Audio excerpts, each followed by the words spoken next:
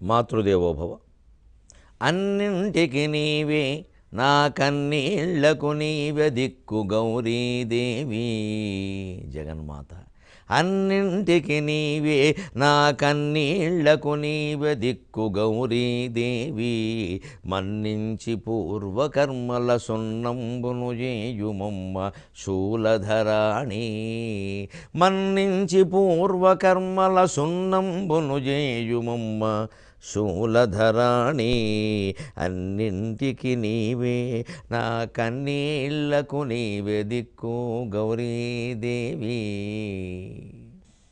ABN Andhra Jyothi ప్రేక్షక మహాశయులందరికీ నవజీవన వేదం అనే కార్యక్రమంలో 1469వ భాగానికి, ప్రత్యేకించి లలితా సహస్రానికి సాగుతున్న సామాజిక వ్యాఖ్యలో 169వ భాగానికి స్వాగతం పలుకుతున్నాం. మనం 251వ నామంలో ఉన్నాం. చిన్మయీ పరమానంద విజ్ఞాన ఘనరూపిణి చిన్మయ్యై నమః. చిన్మయ స్వరూపం నుంచే సృష్టి ఏర్పడింది. అందులో చిద్ఘనం కూడా ఉంటుంది. అమ్మవారు చైతన్య స్వరూపురాలు. శక్తి ఎప్పుడూ చైతన్యం. అందుకే అది విద్యుత్తుగా వెలిగితే అపరిమితంగా ప్రకాశిస్తుంది.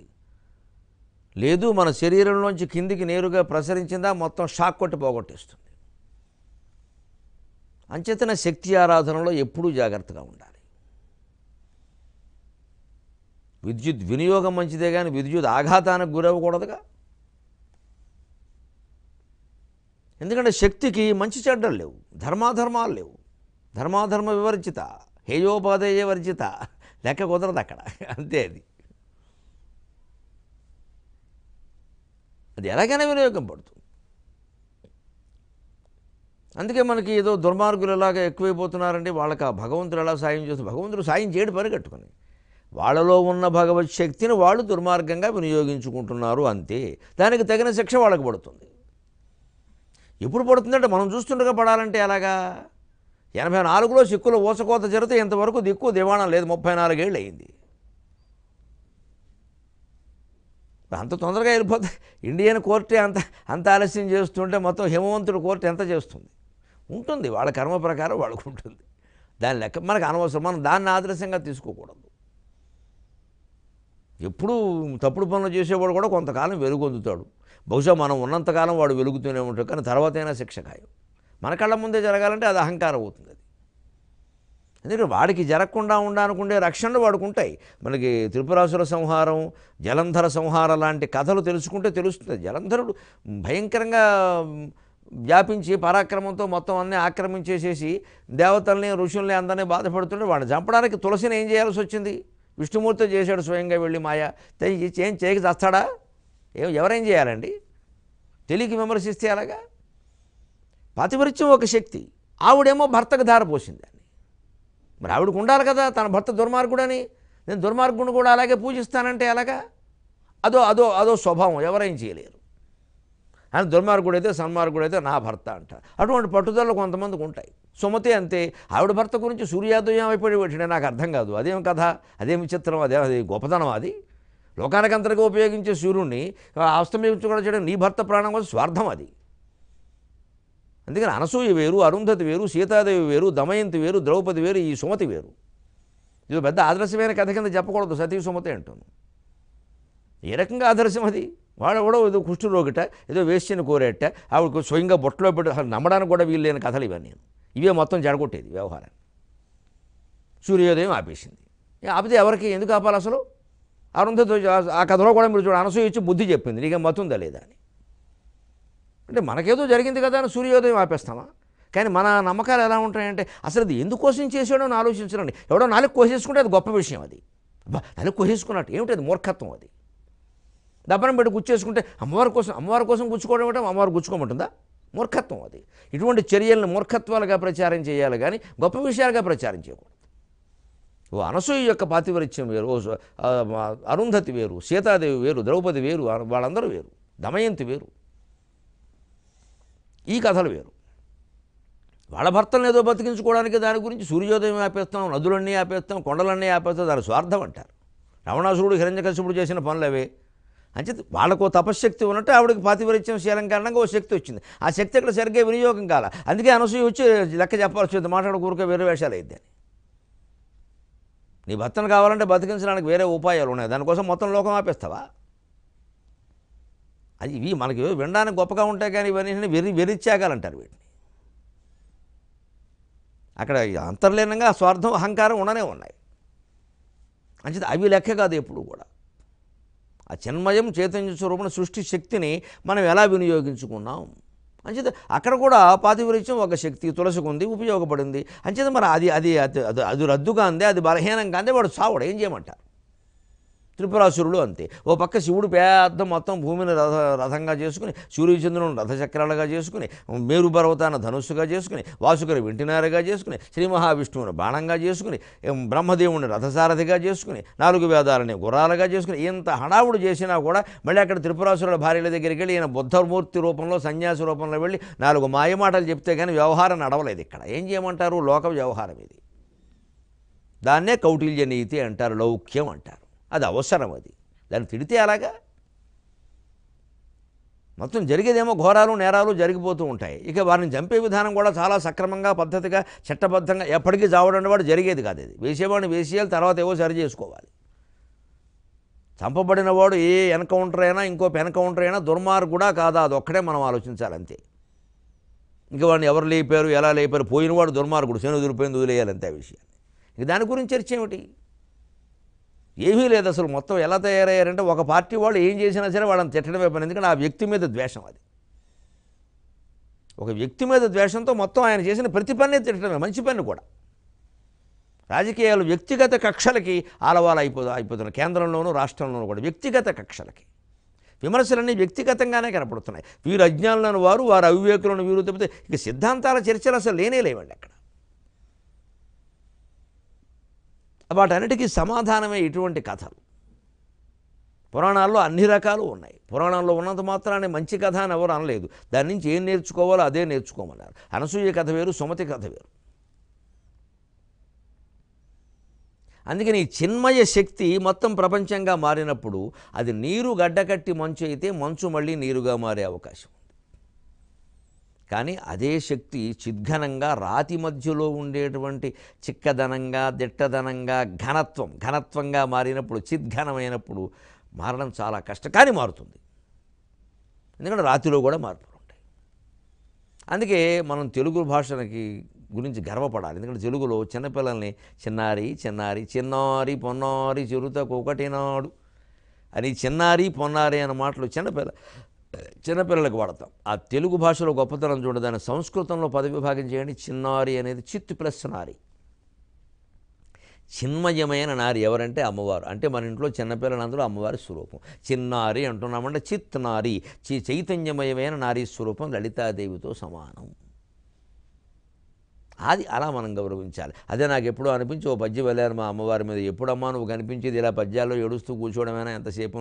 నిన్ను నమ్మి సమస్త దేవతలనెందే ద్రోషితిని, నిన్ను నమ్మి సమస్త దేవతలనెందే ద్రోషితిని, యాత్రలో ఎన్నన్ గుండెల నుండు దైవమని భార్యన్ గూడ నొప్పించితిని, యాత్రలో ఎన్నన్ గుండెల నుండు దైవమని భార్యన్ గూడ నొప్పించితి, అన్నన్నా 60 దాటిపోయినవి, అన్న 60 దాటిపోయినవి, సాయం సంధ్యలో నుండి ఓ చిన్నారి పరదేవత, ఓ చిన్నారి పరదేవత, ఎప్పుడు దర్శింపంగనవునో నిను, ఓ చిన్నారి పరదేవత, ఎప్పుడు దర్శింపంగనవునో నిను. ఆయన ఆ చిన్నారి పదానికి రెండవ అర్థం తోచేసరికి ఎందుకో భావుకథతో ఓ పద్యం పొంగుకొని వచ్చింది. అది చిన్మయ్యై నమః 242వ నామం. పరమానందాయై నమః, పరమ ప్లస్ ఆనంద, పరమానందాయై నమః, పరమానంద స్వరూపురాలివైన నీకు నమస్కారం. ఇందులో ఆనందం ఉంది, అందులో ఆనందం ఉంది అని మనకి నీకు ఎక్కడ ఆనందం ఉంది అంటే మనం రకరకాలుగా చెబుతాం. మామూలు హాస్య కార్యక్రమాలు కూడా ఆనందో బ్రహ్మ అని పెట్టారు. పేరు పెట్టడానికి బాగానే ఉంటుంది. హాస్యం నిజమైన ఆనందమైన అంత ఆనందాన్ని ఇస్తుంది. హాస్యం నవ్వు తెప్పిస్తుంది, ఆనందాన్ని ఇవ్వదు. హాస్య రసం అయితే ఆనందాన్ని ఇస్తుంది. హాస్య రసం వేరు, ఒట్టి జోకులు వేరు. కవిత్వంలో పద్యాల్లో ఉండేది హాస్య రసం. ఒట్టి ఏదో వారి గురించి వీరి గురించి వ్యంగ్యంగా మాట్లాడో అది చలోక్తి అనుకుంటాం, కానీ దాని హాస్య రసం అని. ఎందుకంటే రసస్థాయికి వెళ్ళదు మనస్సు, అక్కడ కావ్యంలో వెళుతుంది. పరమానంద ఉత్కృష్ట స్వరూపమైన ఉత్కృష్టమైన ఆనంద స్వరూపం. అన్ని ఆనందాల్లోకి ఏది గొప్పది అంటే బ్రహ్మానందమే. మనుష్యానందం, మనుష్యానందం కంటే గంధర్వానందం, దానికంటే దేవగంధర్వానందం, దానికంటే పితృదేవతల ఆనందం, పితృదేవతల కంటే అజానజానాం దేవతల ఆనందం, దానికంటే కర్మదేవతల ఆనందం, దానికంటే దేవతల ఆనందం, దానికంటే ఇంద్రాది దేవతల ఆనందం, దానికంటే బృహస్పతి ఆనందం, దానికంటే ప్రజాపతి ఆనందం, చివరికి 11వ రకమైనటువంటి ఆనందం ఏకాదశ లెక్క సరిగ్గా అది బ్రహ్మానందం. సయేకో బ్రహ్మానందక అంటారు కృష్ణ యజుర్వేదానికి సంబంధించిన ఆనందవల్లి ఉపనిషత్తు. అదే పరమానందం. అది మామూలుగా మనకేదో ఒక వస్తువు కొనుక్కున్నప్పుడు, ఓ పదార్థం తిన్నప్పుడు, ఓ సౌఖ్యం అనుభవించినప్పుడు, లేదా క్షణం విరామం అనుభవించినప్పుడు దూరికే ఆనందం కాదు. 242వ నామం పరమానందాయై నమః. ఉత్కృష్టమైన ఆనందం అంటే సుఖ దుఃఖాలకు అతీతంగా ఉండడం. అది రమణ మహర్షి ఆనందం, అది జిడ్డు కృష్ణమూర్తి గారి ఆనందం, అది మలయాళ స్వామి ఆనందం, అది అరవింద యోగి పొందిన ఆనందం. మహామోహులు ఎంతోమంది స్త్రీలలో కూడా ఉన్నారు అటువంటి వాళ్ళు పొందినటువంటి ఆనందం. వాళ్ళు ఎలా ఉంటారు అంటే ప్రతి పరిణామాన్ని తేలిగ్గా తీసుకుంటారు. అంతేకాని వాళ్ళ జీవితాల్లో ఆనందమయమైన పరిణామాలే జరుగుతాయని అనుకోకూడదు. శ్రీకృష్ణుడి జీవితంలో జరగలేదు, శ్రీరాముడి జీవితంలో జరగలేదు, శివపార్వతుల జీవితాల్లో కూడా జరగలేదు, సతీదేవి జీవితంలో జరగలేదు, పోనీ లక్ష్మీనారాయణుల జీవితాల్లో కూడా జరగలేదు. వారికి వియోగం తప్పలేదు. అంత వైకుంఠంలో ఉండేవాడు కిందకొచ్చి పొట్టలో పడుకోవాల్సి వచ్చింది. శ్రీనివాస అవతారంలో కూడా అంతటి లక్ష్మీదేవికి విష్ణువుతో వియోగం తప్పలేదు. ఇప్పటికే ఆవిడ అలివేలు మంగాపురంలోనే ఉంటుంది, కొండక్కలేదు ఇంకా ఆవిడ. ఊరికే బస్సుల్లో మనం వెళ్ళి రావడమే కానీ మన చేతులు మన ఆనందాలేవో ఆనందాలు కూడా ఆనందాలు వారికి లేవు. పైగా వారి కుమారుడు మన్మధుడు శివుడి చేతిలో చనిపోయాడు. అతనికి శరీరం లేదు. కుమారుడు చనిపోతే ఆనందం ఏమిటి? అంచేత ఆనందాలు అనేవి మనం అనుకునేవి కావు. మనం అనుకునేవి సుఖాలు. ఆనందం వేరు. మనం ఆనంద శబ్దాన్ని సుఖ శబ్దానికి పర్యాయంగా వాడేస్తున్నాం. ప్రేమ శబ్దాన్ని యువతీ యువకులు చాలామంది కామ శబ్దానికి పర్యాయంగా వాడేస్తున్నారు. వాడు చేస్తున్న కామ కార్యకలాపాలు, ప్రేమ కార్యకలాపాలు కాదు. అది ప్రేమ అయితే 70 ఏళ్ళని ప్రేమించమనండి. వేరుశనక్కాయలు అమ్ముకునేవాడిని ప్రేమించమన్నాడు. 2 బుట్టెడు వేరుశనక్కాయలు కొనమన్నాడు, చూద్దాం ప్రేమ ఏమిటో. అబ్బే ఊరికే రూపాయి వేరుశనక్కాయలు ఈ ప్రియురాల కోసం కొంటాడు, దాన్ని ప్రేమ అంటాడు. అది కామం. అది వయస్సులో ఉన్న అమ్మాయి పట్ల కలిగింది, వయస్సులో ఉన్న అబ్బాయి పట్ల కలిగింది కామవాంఛ తప్పితే 100 రకాల ఉపన్యాసాలు ఇచ్చినా సమర్థించుకొని అది ప్రేమవాంఛ కాదు. ప్రేమని కామంగా మనకి ప్రదర్శిస్తున్నట్టే ఆనందాన్ని, సుఖాన్ని ఆనందంగా చూపించేస్తున్నారు మనకు. సుఖం వేరు, ఆనందం వేరు. సుఖం ఉంటే ఖచ్చితంగా దుఃఖం ఉంటుంది అక్కడ. ఆనందం ఉన్న చోట దుఃఖం ఉండదు. ఎందుకంటే అది సుఖ దుఃఖ అతీతం. ఆనందో బ్రహ్మేతి వ్యజానాత్ ఆనందాదేవ ఖల్విమాని భూతాని జాయంతే ఆనందేన జాతాని జీవంతి ఆనందం ప్రయంత్యభిషం విశంతీతి. ఆనందస్వరూపమైనటువంటి బ్రహ్మచైతన్యం నుంచే ఈ జీవులన్నీ పుట్టాయి. ఆనందేన జాతాని జీవంతి. ఆ ఆనందస్వరూపమైన బ్రహ్మచైతన్య శక్తి కారణంగానే ఈ జీవులన్నీ జీవిస్తున్నాయి, పోషింపబడుతున్నాయి.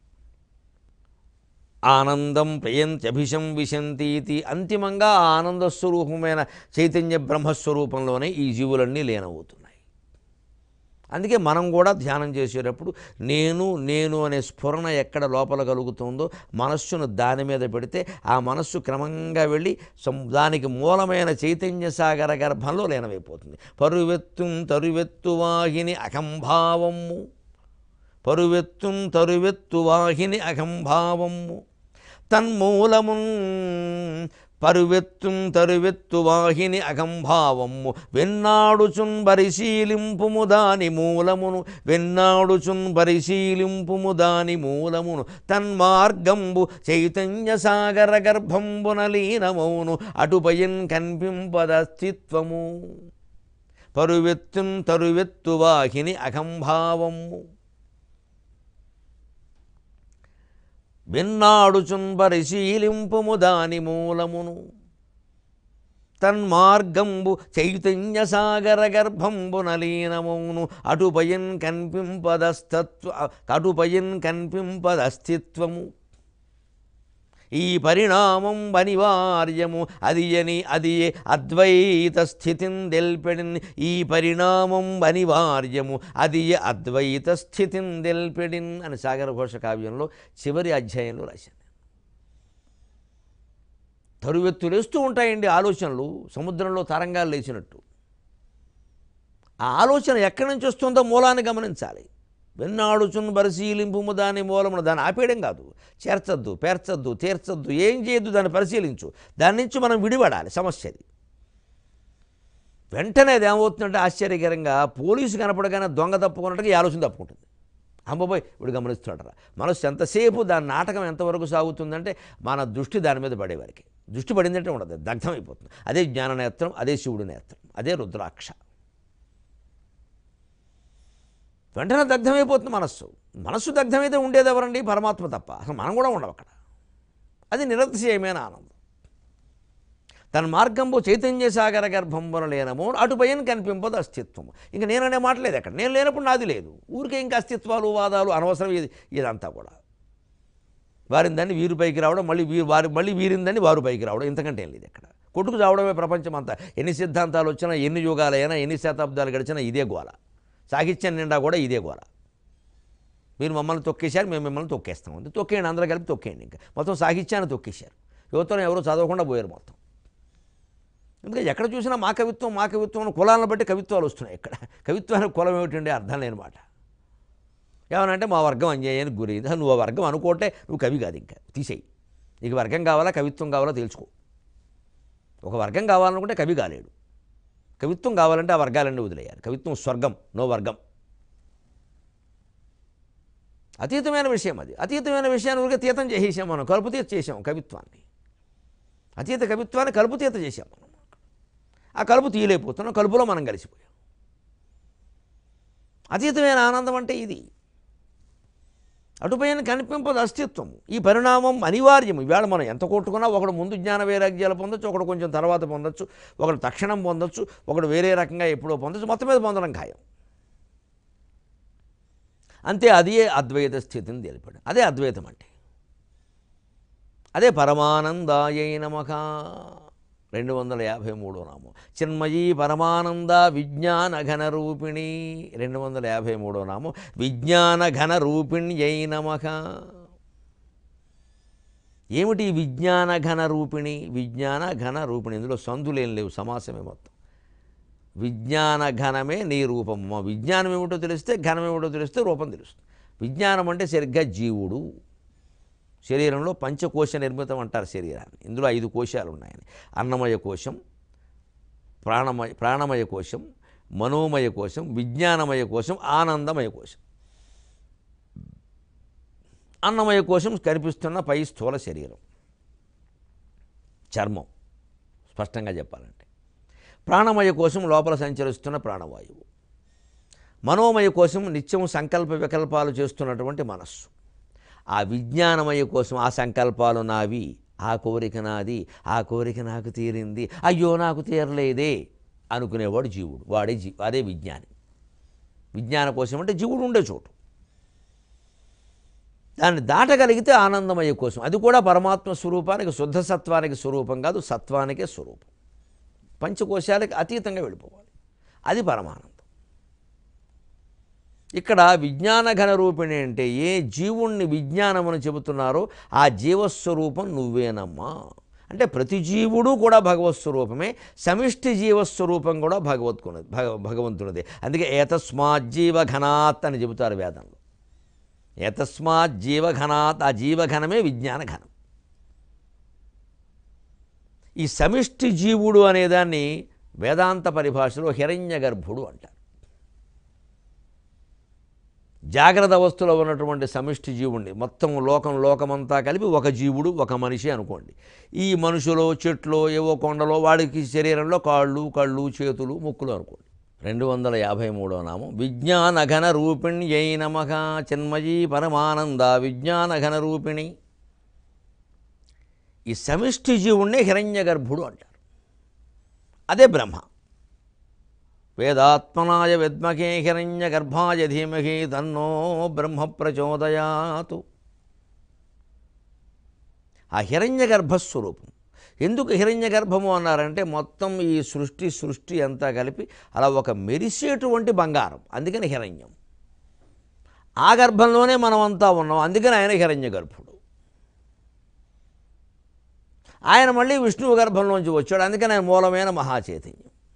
ఈ బ్రహ్మ విష్ణు రుద్రులు మొత్తం అంతా కూడా అమ్మవారి యొక్క శక్తిలోంచి వచ్చారు. ఆవిడ అన్నిటికీ మూల ప్రకృతి. ఇంకా మూలంలో గడితే సదాశివుడు, అంతే. ఇక అవన్నీ తత్వాలు నిరాకారాలు. ఇది విభాగం. ఇంత స్పష్టంగా హేతుబద్ధంగా ఉంటుంది సనాతన ధర్మంలో ఉండే సృష్టి నిర్మాణ సిద్ధాంతం. స్థితి అంతే, ఆ సంహారము అంతే. ఒక తర్కం ఉంటుంది ఖచ్చితంగా, తర్కం లేకుండా ఉండదు అది. అందుకే ఇక్కడ మనం తెలుసుకోవాల్సింది ఏంటంటే ఏతస్మాత్ జీవఘనాత్ అని వేదంలో చెప్పారు. అప్పుడు ఈ సమిష్టి జీవుడి నుంచే ఇదంతా ఏర్పడింది, సమిష్టి జీవస్వరూపం అని మనం తెలుసుకోగలిగితే హాయిగా ఉంటుంది. మొత్తం అంతా ఒక్కటే. మనం ప్రత్యేకించి ఓహో బాధపడిపోవలసిన అవసరం ఏమీ లేదు. అది ఎలా తెలుస్తుందండి మనకి? అసలు ఎక్కడైనా మనం ఇప్పటికీ ఎందుకు దుఃఖపడుతూ ఉంటామంటే ఒక మాట తెలుసుకోవాలి. మనం దుఃఖపడుతూ ఉంటామంటే ఈ శరీరమే మనం అనుకోవడం వల్ల. విశ్వమంతా మనమే అనుకుంటే దుఃఖాలన్నీ పోతాయి. అనుకోలేము అలాగా. ఎందుకంటే మనకేదో గిల్లితే తెలుస్తుంది, ఈ పక్కవాడిని గిల్లితే మనకు తెలియట్లా. మనం ఒకటని ఎలా అనుకుంటాం? అసాధ్యమే ఇది. కానీ అక్కడ గ్రహించాల్సింది ఏంటంటే మనకి గిల్లితే మనకి తెలుస్తున్నట్టే వాడిని గిల్లితే వాడికి కూడా తెలిసింది కదా. అంచేది గిల్లితే తెలవడం అనే ఒక సామాన్యమైన భావన ఉంది. అదే విశ్వాత్మ, అదే సమిష్టి జీవఘనం, అదే విజ్ఞానఘనం. అప్పుడు మనకి వెంటనే ఏం ఆలోచన వచ్చింది? గిల్లితే బాధపడడం అనేది మనకైనా వారికైనా సహజమైనప్పుడు అనవసరంగా వాడిని గెలడం ఎందుకు? ఇది అర్థం. వెంటనే మనిషి బాగుంటాడు. ఈ విశ్వాత్మ భావన అంటే ఏదో మనం వెళ్ళి వాళ్ళలో దూరిపోవడం, మన ఆస్తి అంతా వారి పేరు రాసేయడం అక్కర్లేదు. దానివల్ల ఏం జరగదు మార్పులు. భౌతికమైనటువంటి సామ్యవాదం సాధ్యం కాని విషయం అండి. అది లక్షల మందిని చంపేస్తారు తప్ప సాధ్యం కాదు. మళ్ళీ వీళ్ళు అధికారానికి రాగానే వీళ్ళు మొత్తం వీళ్ళ బంధువులు, వీళ్ళ అల్లుళ్ళు, వీళ్ళ కొడుకులు, వీళ్ళ కూతుళ్ళు కొట్టేస్తారు మొత్తం. ఏదైతే ఈ కాకులను కొట్టి గద్దలు గేసినట్టు అయింది. అనేక దేశాల్లో జరిగింది. అది ఎందుకు జరుగుతుందంటే వ్యక్తికి మూలమైనటువంటి అహం అనే దాన్ని ఛేదించకుండా మీరు ఏ సిద్ధాంతాలు నిరూపించలేరు మిత్రమా. ఎన్ని మేనిఫెస్టోలు, ఎన్ని ప్రణాళికలు రాసినా ఒకటి అన్నీ తొంగలో దొక్కాల్సింది, పనికిరావు అవి. ఎందుకంటే అసలు సమస్యకు మూలంలోకి వెళ్ళడం లేదు. ఆర్థిక మూలం నిజమే, ఆర్థికం అన్నిటికీ మూలం కాదు. ఆర్థికంతో సంబంధం లేకుండా పనిచేస్తున్న వాళ్ళు ప్రపంచంలో చాలామంది ఉన్నారు. మనుషుల్లోనే ఉన్నారు, జీవరాశులు పక్కనట్టండి. డబ్బుతో సంబంధం లేకుండా కేవలం దేశ సేవే లక్ష్యంగా పనిచేస్తున్న వాళ్ళు ఉన్నారు. వాళ్ళని ఏ శక్తి పనిచేస్తుందని చెప్పండి. అలాగే ఎంత డబ్బు ఉన్నా చాలకుండా ఇంకా స్వార్థానికి పాల్పడుతున్న వాళ్ళు, వాళ్ళని ఏ శక్తి పనిచేయిస్తుంది? డబ్బు వల్ల ఆనందం వస్తుంటే వచ్చిందిగా, సరిపోదే అంటే ఎంత వచ్చినా సరిపోని ఒక భయమో ఆశో ఏదో లోపల ఉంది. మనం దాడి చేయాల్సింది దాని మీద, వైద్యం చేయాల్సింది దానికి. పైపైన ఊరికే చట్టాలు మారిస్తే ఏమిటవుతుంది? అందుకే ఎప్పటికీ సాధ్యం కాదు. దానికే ఇక్కడ యోగ వాసిష్టంలో నిర్వాణ ప్రకరణంలో ఉత్తరార్థంలో ఓ గమ్మత్తైన శ్లోకం చెబుతాడు. వశిష్ఠుని రాముడు ఏదో విశ్వాత్మ భావన అంటే అది సాధ్యమేనా అంటాడు. సాధ్యమే అంటే ఒక్క మాట నీకు చెబుతున్నానయ్యా రామచంద్ర,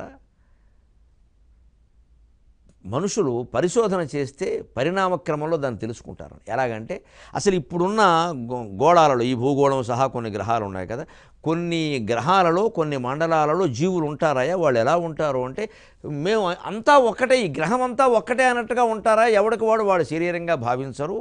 వాళ్ళు ఎలాగట అందులో ఎవరైనా చనిపోయారనుకోండి, గోళ్ళు కత్తిరించినట్టు వెంట్రుకలు కత్తిరించినట్టు భావిస్తారట. నఖకేశాదికే యద్వత్ తద్వదన్యత్ర సంస్థితః నఖకేశాదికే యద్వత్ తద్వదన్యత్ర సంస్థితః ఆత్మవత్ సర్వభూతానాం ఏకీభూతాత్మభావన అంటాడు వశిష్ఠుడు యోగ వాసిష్ఠంలో నిర్వాణ ప్రకరణంలో ఉత్తరార్థంలో. సరిగ్గా నఖకేశాదికే యద్వత్, ఎవరైనా చనిపోతే ఎలా అనుకుంటారంటే వాళ్ళు గోళ్ళు కత్తిరించినట్టు జుట్టు కత్తిరించినట్టు అనుకుంటారు. దానికి ఏడవడం ఏముండదు, మామూలుగా చేయాల్సింది ఏదో చేసేస్తారంతే.